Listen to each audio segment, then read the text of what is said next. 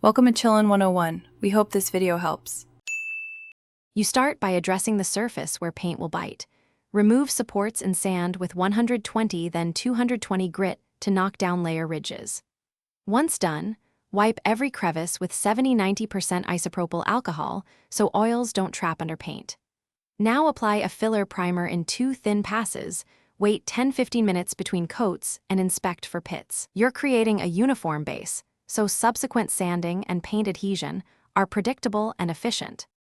You refine the shell by wet sanding 400 then 600 grit to remove orange peel and level primer. This reduces the need for heavy paint layers. Next, press lightweight putty into seams and low spots, let it cure fully, and sand flush. That makes joins invisible. After final smoothing, mask all transitions and vents using thin 1/8-inch tape so you can spray clean lines. You're now ready for base color application without bleeding or texture surprises. You lay down the base color in 2 to 3 light, overlapping passes to avoid runs, wait about 10 minutes for flash between layers so solvents dissipate. Once color is settled, apply 2–3 clear coats for protection and gloss, then allow 24–48 hours cure before wet sanding with fine compound and polishing to your desired shine.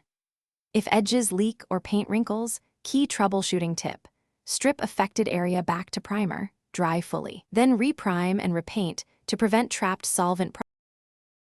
Thanks for watching. Consider subscribing if we helped you.